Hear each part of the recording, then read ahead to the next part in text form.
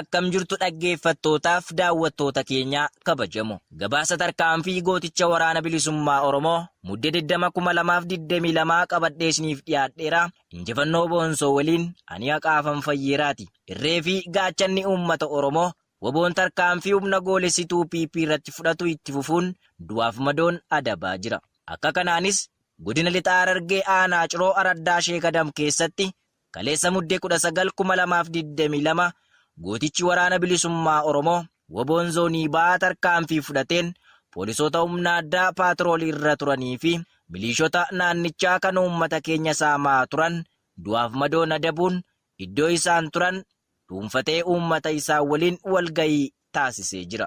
Kana malees godinuma lixaa Harargee aanaa Xulloo Araddaa Tokkummaa keessattis poolisii, kaabinee fi miliishota uummatarraa maallaqa dirqamaan guuranii deeman qaqqabuun tarkaanfii irratti fudhateen qaamota waraanaa ajjeesuun warreen siviilii ta'an gorsaan gadhiiseera.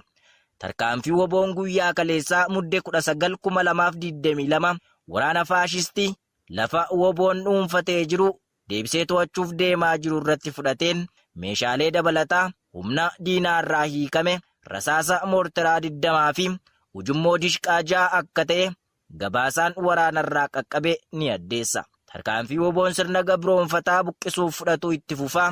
Injifannoon uummata Oromoof.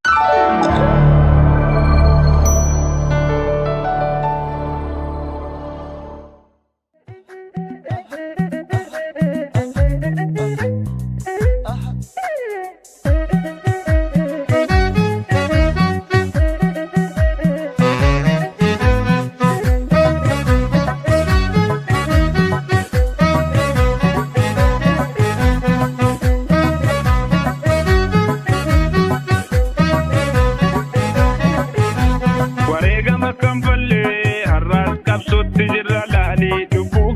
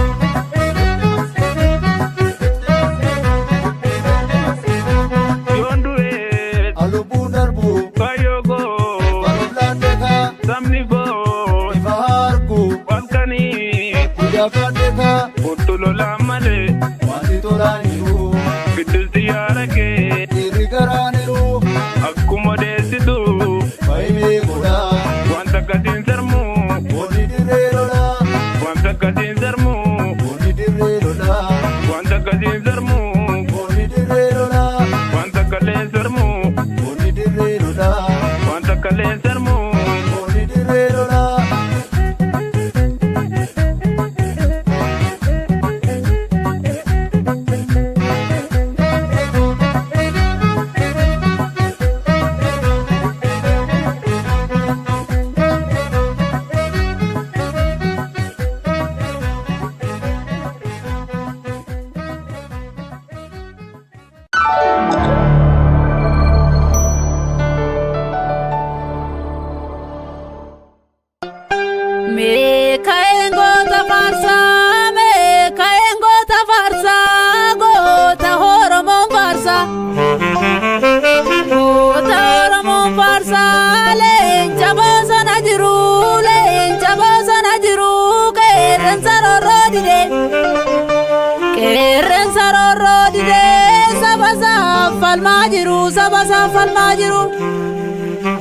Mekaena bofarsa, mekaena bofarsa, leenca bosona jiru.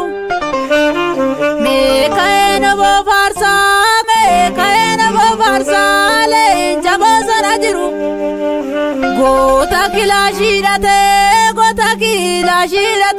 hunde diina cicciru, marmadina mummuru. Oboko wabisaba. Bisaba leenca mataa guduru yamuka yongurguru kilashi ke diratte marumman ke hiratte sabaram boblalta takkumman ke jabini dubatti deebini barana mirgaangalta Oromoo dibbee keetiif obbo qofa qoricha qabsoo hidhannoo cimsi murteen keenyas tokkicha.